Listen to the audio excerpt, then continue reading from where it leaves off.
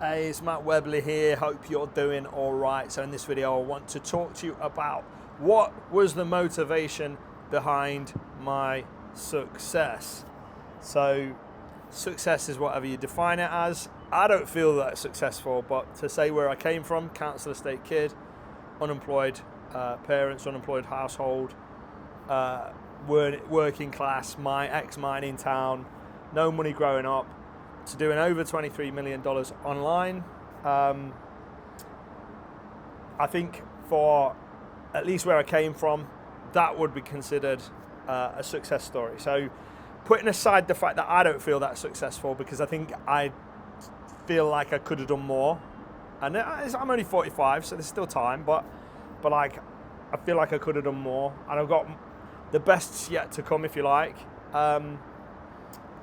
Yeah, so what was the motivation behind my success anyway, and what might motivate you? So it's a weird one really, because there's lots of reasons. I don't think there's any one reason, but because I've got no preparation for this video and I'm just chatting, it's like chatting to an old man on a park bench. I'm going to share my thoughts. Some of it will be wisdom, some of it you'll think is a load of poop, and that's your prerogative and that's your choice.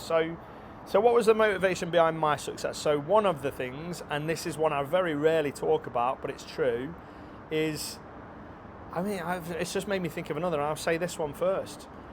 I had such negative self-image in certain ways growing up as a teenager that I didn't believe I could get a job if I went to interview. And I don't think I've ever shared that anywhere, online. In all the years I've been making content in one form or another, I don't think I've ever shared that. I actually didn't believe that anybody would give me a job if I went for interview. As a teenager, mid-teens, late teens, I actually thought nobody would give me a job. So that was a big motivator actually. Like, well, I've got to make my own money because nobody will give me a job, or at least nobody will give me a job that I feel would be a job I'd want. Do you know what I mean? So that was one. Another one that I was going to say, and another big motivator, was I genuinely had a belief that women were attracted to money. And this is a nuanced one. Because I'm in Dubai here. But having been somebody with no money and then become a multimillionaire, I would say it is nuanced, but if I had to just give a black and white answer, I would say in most cases that's not true. Women, I'm going to say especially younger women, no, but women in general, at least British women, it's very nuanced. I could make a whole video on this on its own. British women, it's my belief that the vast majority of British women would take a man with tattoos, those grey and black work trousers, masculine, muscly, good looking. They'd take that over somebody that was maybe not muscly, not super masculine. And I'm not saying that's me. I'm just saying not super masculine, not muscly, maybe a bit of a geek that had got a load of money in the bank. Now, I realise that's a self-limiting belief for a lot of people. I met this plumber once. He's a good-looking lad, and he had a belief that he had to get rich, or at least the reason why women weren't into him is because he didn't have money. It's nuanced, I get that. There's some girls that are definitely motivated towards something by money, but it's a lot less than you would think. Maybe there's more in America or something like that, but in my experience, the money's not that big an issue. Obviously, if you've got a nice car versus if you've got no car or a bad car, girls are going to like you to have a nice car. But they're not going to be like, ooh, look at his car, I'll get with him. Not on the most part. I know and it's nuanced because there's probably some subset of women here in Dubai that see a Lambo and throw themselves. I don't know. I don't know. But in my experience, money changes nothing when it comes to all that. If you've got good game, and you dress all right, and you present yourself well, and you're a leader of men, so you're like a alpha male, or at least at least whatever, and you look after yourself in the gym, and like that matters way more than money, all of it. So anyway, I don't want to make this about a dating. Let's not a dating video. But yeah, basically, I thought that money, if I got money, women would want me. So one was, I didn't think I could get a job, because if someone interviewed me, they wouldn't give me a job. Again, that's probably growing up on a council estate, I had certain inbuilt beliefs based on stuff. I didn't present too well. Not back in the day. I'm all right now. I've scrubbed up a bit in later life, and I caught up with stuff. But I used to wear baggy jeans and like a scarf over my face, baseball cap, hood up. Like, I was one of them. To a certain extent, I was one of them. So yeah, didn't think I could get a job. Didn't think I could get a girl. Those were two big motivators young on. Also, a big motivator was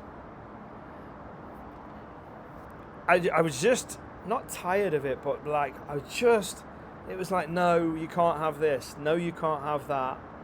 No, we can't afford it. Imagine everything, everywhere you went. And I got brought up in a very loving family. My parents did a great job. I got nothing but love and respect for what they did in the circumstances. But I just not frustrated, not tired. I don't know what the right word is. But I just got used to hearing no all the time. So you stop asking. Can't have this, can't have that, can't have this, can't go there, can't afford it, can't afford it. And just that was like, well, I didn't want that for my family, my kids, whatever. I didn't want that. So that was a motivator. Also, I'd never been abroad until an adult, or thereabouts. Maybe I went on a school trip to France for a day or something like that. But like, essentially, I didn't properly go on an abroad holiday till I was an adult. So, and I used to get teased by kids at school, even though they were all broke. All the kids at school on my estate. I walked down the end of my street, down some steps. That was where my school was. It was in the depths of the estate, the council estate. So most people weren't in that much of a better situation than I was. But somehow, I remember still to this day taking a load of flack for having never been abroad, never been on holiday to another country. And that used to cut me, that did. That used to cut me deep. It's like, well, I wanted to be able to travel. I wanted to be able to buy stuff. I wanted to buy stuff so I could attract women. I don't know. There was loads of a mishmash of motivations. Probably a whole lot more. Probably a whole lot more than that as well.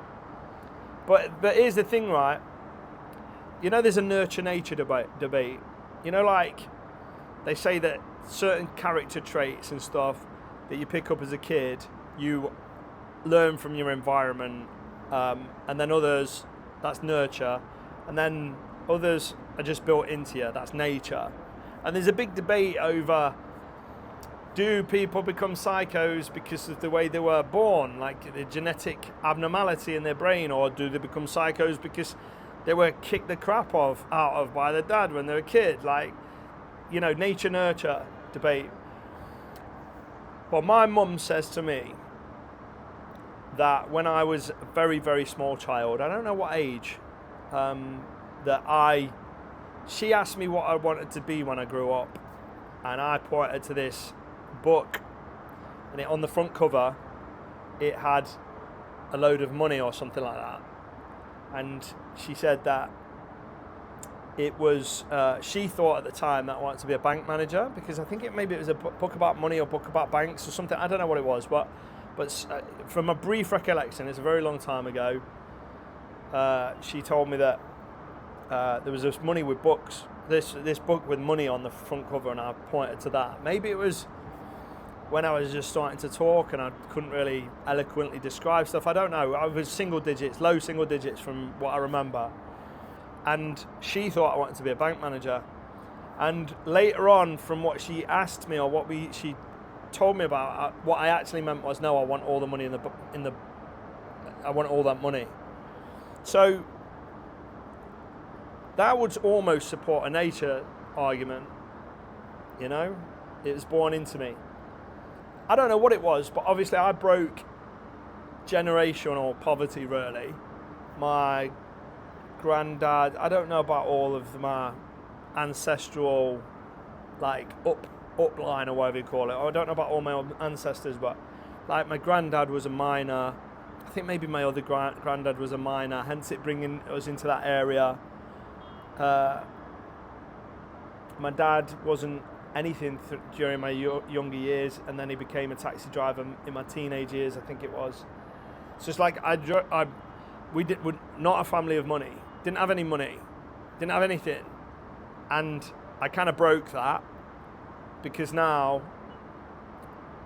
my son lives here in Dubai. I've got pictures of my daughter being very, very small in Florida Disney World. She's been to Dubai a bunch of times. She's been on Caribbean cruises, like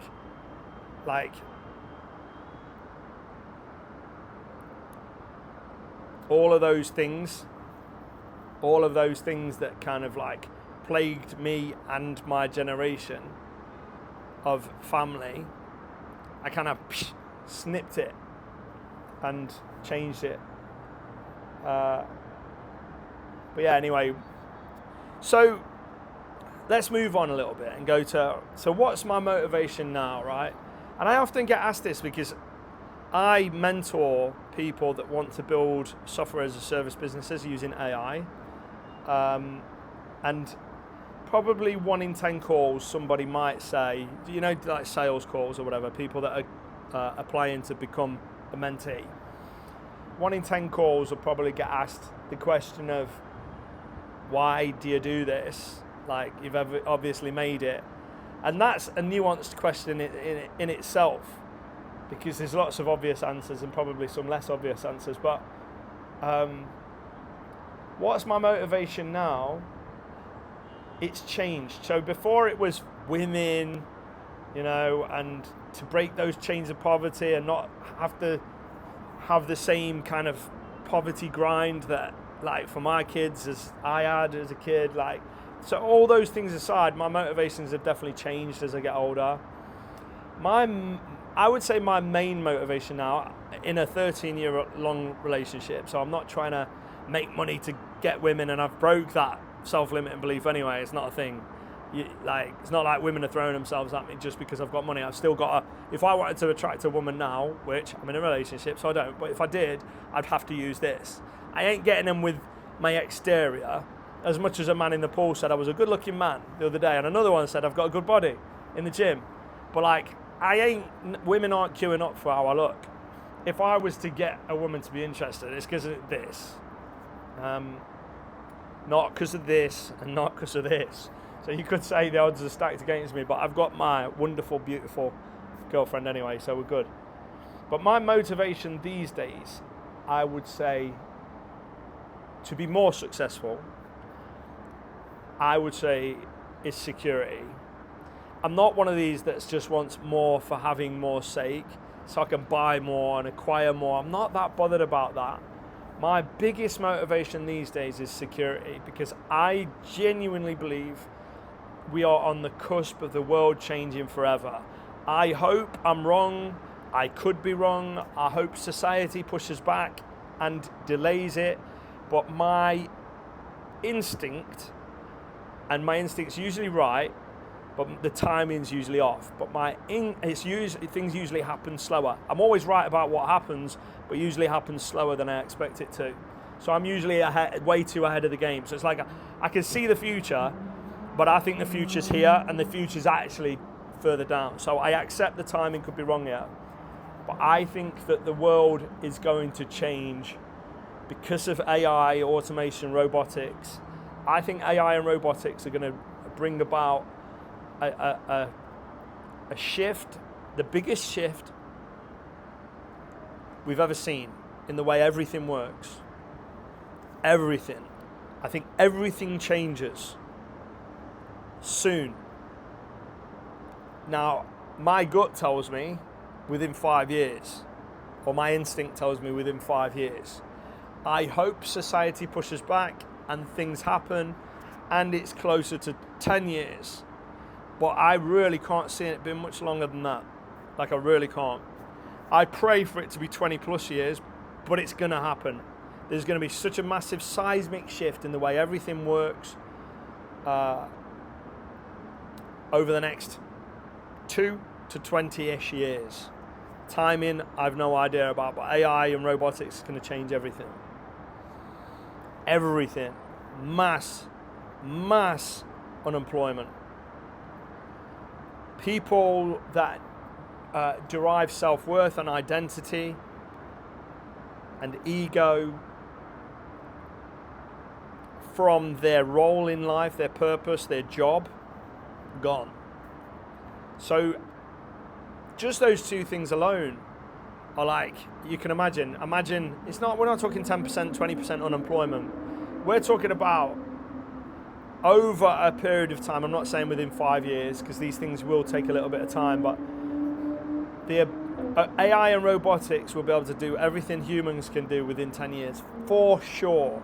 Whether they do everything that humans can do within 10 years, I probably doubt, but it will be society pushing back if that's the case.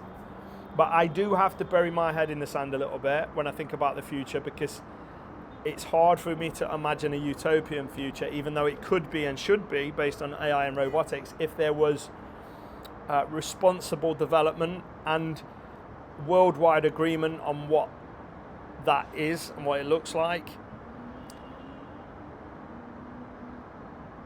I mean, not wanting to expand the scope of this video too much, but I often wrestle with the fact that we're probably living in a simulation. I think it's more likely than not that we are in a simulation. And I don't mean somebody's playing you.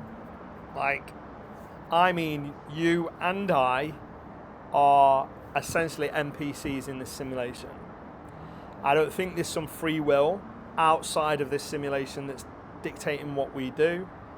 I think we are essentially, most of us here, are essentially NPCs. And I don't want to call myself an NPC, because that's awful. But for the sake of this moment in this video right now, the likelihood of me being an NPC is way more likely than me not being one. I think if there was, non-player characters. If there was player characters, if you think about it, it's going to be somebody like Donald Trump. If somebody's actually playing it, like with a joystick out there, like Donald Trump or Putin or, I don't know,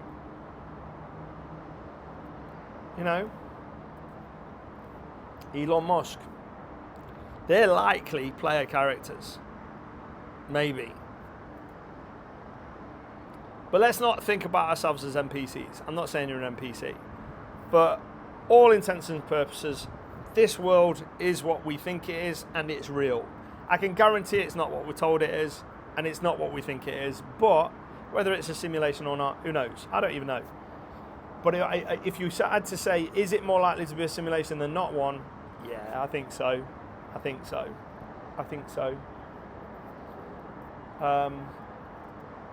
But yeah, I think that simulation could be, I've heard theories that it could be simulating essentially the birth of digital superintelligence, or artificial intelligence, ASI. It could be somebody running, there might be no player, we might all be NPCs, and they're running simulations to find a way to create AI safely. So if you think about it, if you accepted that artificial superintelligence is going to destroy humanity, and I think for me that's a relatively safe bet. I don't see a way it doesn't. But if you accept that artificial superintelligence destroys humanity, and you can use some pre-ASI version of artificial intelligence to essentially run trillions or more, quadrillions, bazillions of slightly different simulations with slightly different seed settings. So, like, and the seed setting might have been, it might have started at 1900, you know? Maybe the history before that is nonsense, and maybe the simulation started then, or maybe it started earlier, I don't know. But run trillions of simulations simultaneously, creating artificial intelligent NPCs, us, within that simulation.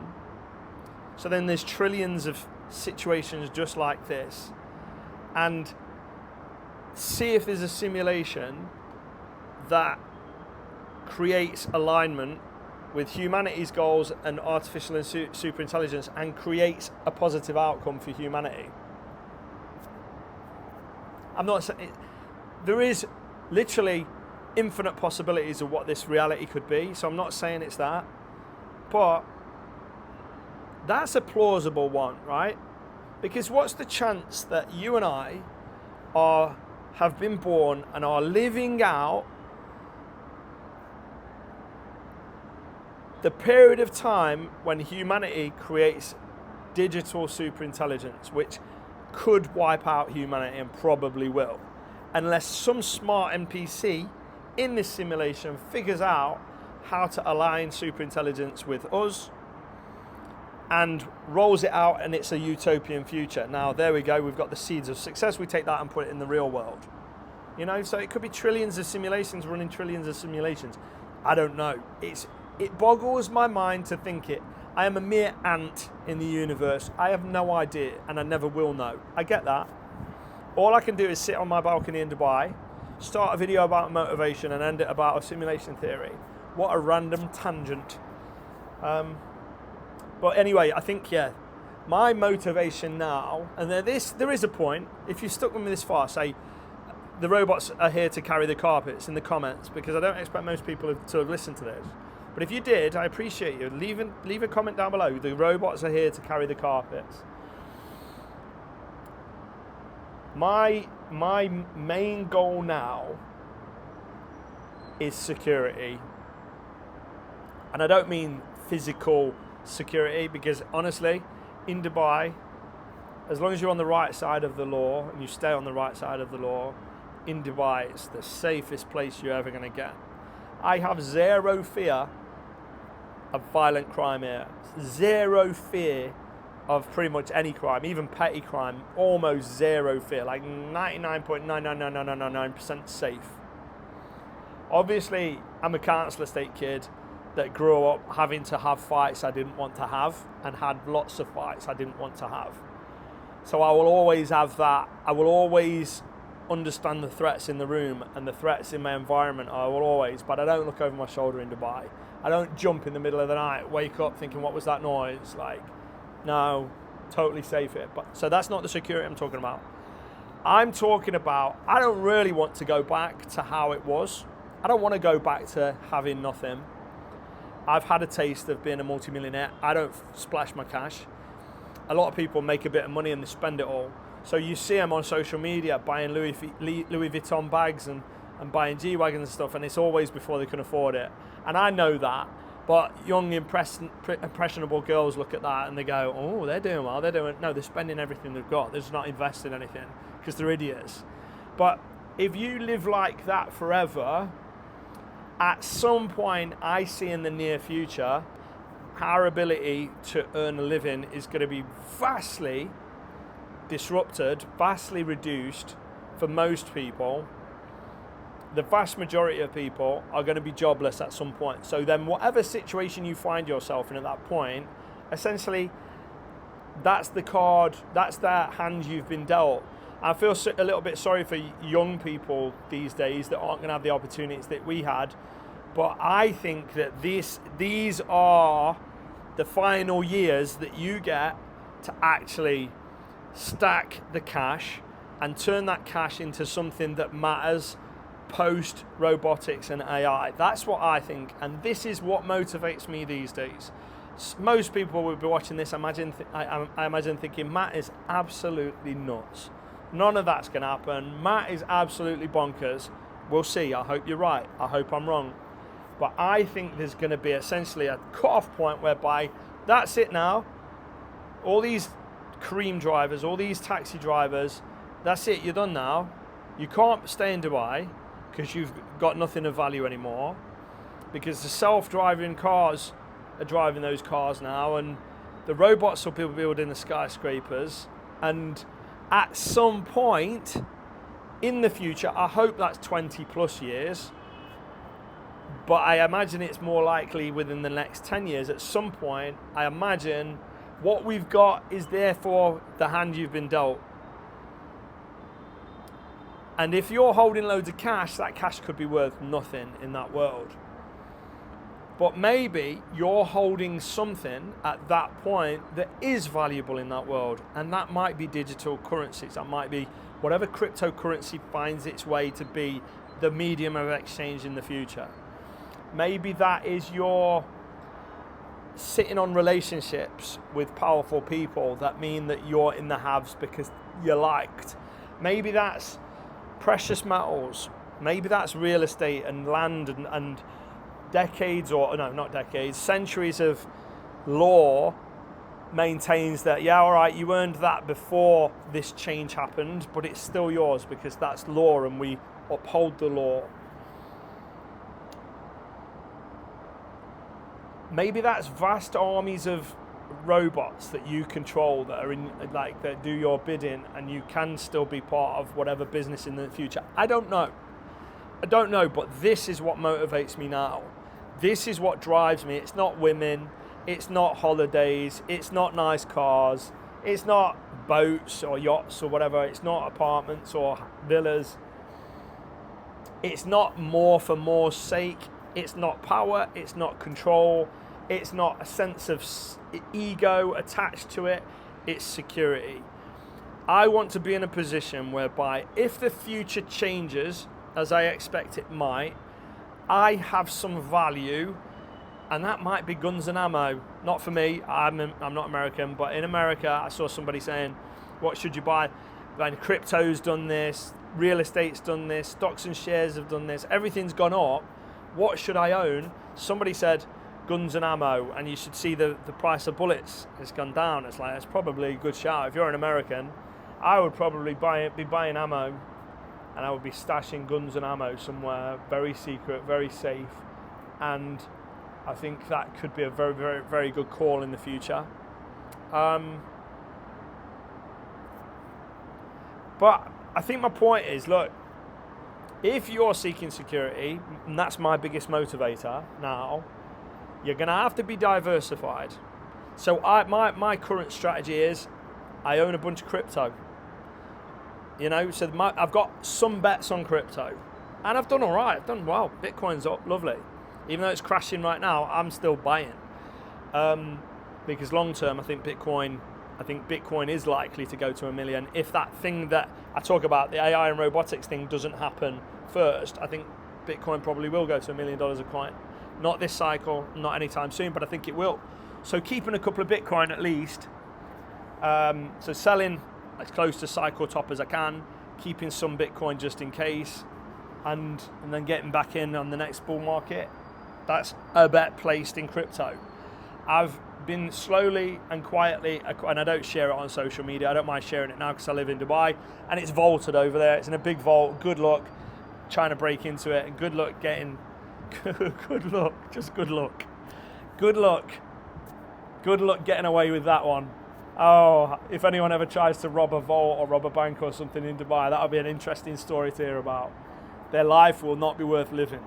But anyway, I don't mind sharing that. I've been acquiring precious metals, so gold and silver, and look what's happened to gold and silver lately. Gold's at all-time highs. I think maybe silver's at all-time highs. And I've been acquiring quietly over the last few years and vaulting it.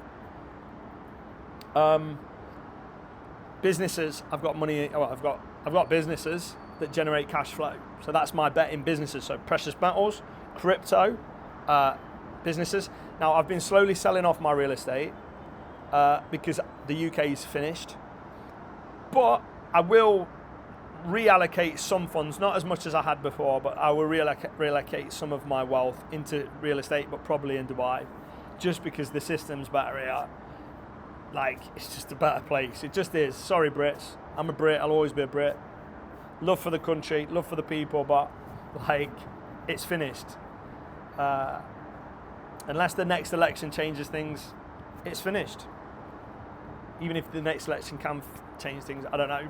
But these tyrants that are in control now, and they're not in control, the people that are controlling the tyrants that are in government now in the UK,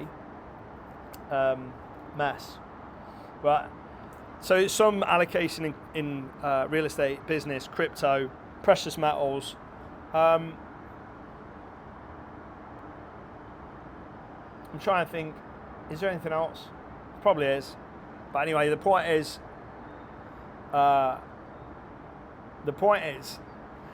want to be diversified against a dystopian future that might find that the wealth divide is bigger than ever, and what's valuable now isn't valuable then. I'm also trying to make sure that I remember to live in the moment a little bit more and be present and enjoy my life. So it's that balancing act about building a future that's very different to our past and trying to be prepared for it in a way that most people don't even know it's coming, and enjoying the moment and remembering you man, I lived to see this future,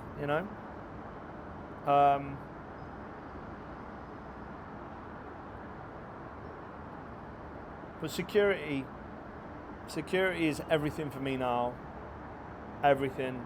Security against that potentially dystopian future, so I can be in the haves and not the have-nots. Whatever the thing is valuable then, or maybe I've got a bit of it. Maybe gold and silver in that world's still valuable. Maybe it's not. Maybe it's only who you know and what you know. Maybe it comes down to what passport you've got, what country you're in, what residency you've got. Because I believe this is a good government. I think the UAE government are awesome. And I know I might get some flack for that, but I don't care. When you compare them against Western governments, like, they've got a long-term vision. They genuinely want the best for the people. They're not trying to kill anybody here. They're actually actively encouraging people to come. They want to grow the city and make it a happy, better place. Like, it's a really, really, really good government, and I hope they continue on the trajectory that they're on. But maybe your security against that dystopian future, that I hope never happens, is you've got second passports, you've got residencies elsewhere. I don't know. I don't really know. This is the thing. There is a point in the near future, the singularity, for want of another word, whereby nobody here, even the smartest minds on earth, even the smartest AI minds on earth, nobody here can actually predict what is going to happen. And not even close. Maybe the simulation just comes to an end and we all reboot for another round to try and see if human alignment and AI can be, like, alignment can happen. Value alignment can happen. Maybe it's not that at all. Maybe I'm just a dream in a hippie's mind that's got stoned on a Californian beach. I don't know. I just want to, I could go back to having nothing if I have to, but I want to.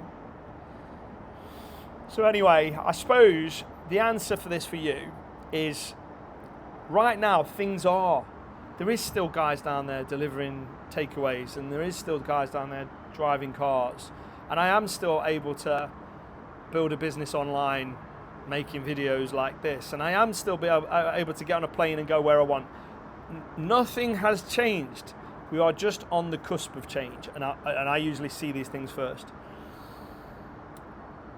We're just on the cusp of massive change, like bigger than the internet, bigger than crypto, bigger than anything that has ever happened during anyone's life on this planet. Anybody that's currently alive has not been through as big a change as we're on the verge of happening, right? But there is a window of time right now whereby more so than ever, it's the things that would prevent you from doing this have all been removed, right?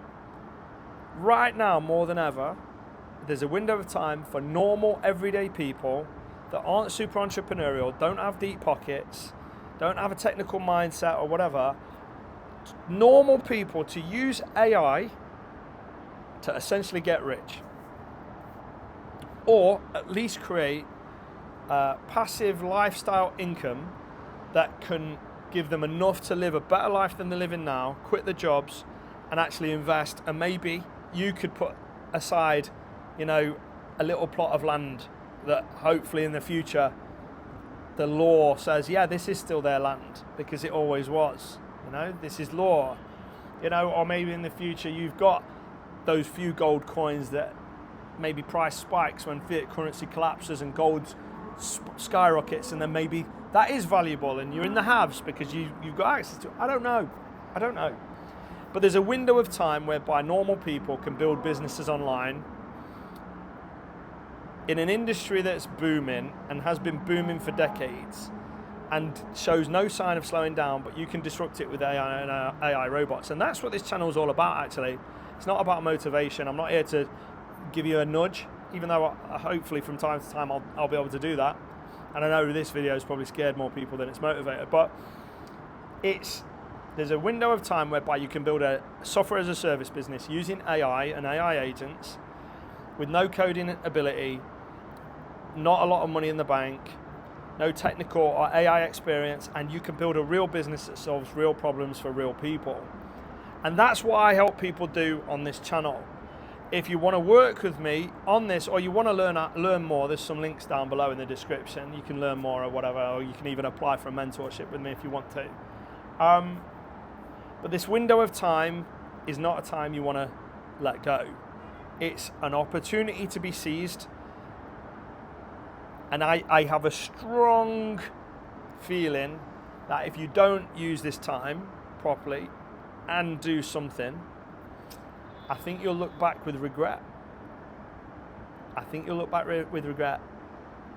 And you'll be answering to your kids or your grandkids when they say, wow, dad or mom, like, what were you doing back when it was so easy to make money online, and like, what were you doing before the robots came and before the AI took the jobs? You know, and like, you'll have to look them in the eyes and tell them an answer. Well, I just want to make sure that me and my family's futures are as secure as possible against a potentially dystopian backdrop brought about by reckless development of AI, more so AI, but also AI put into robots. Maybe that's a little bit deep for a Saturday afternoon on a balcony. I'm going to go to Dubai Mall and go buy an electric scooter so I could scoot around Dubai Marina at night time. Now it's getting cooler. Thanks for watching.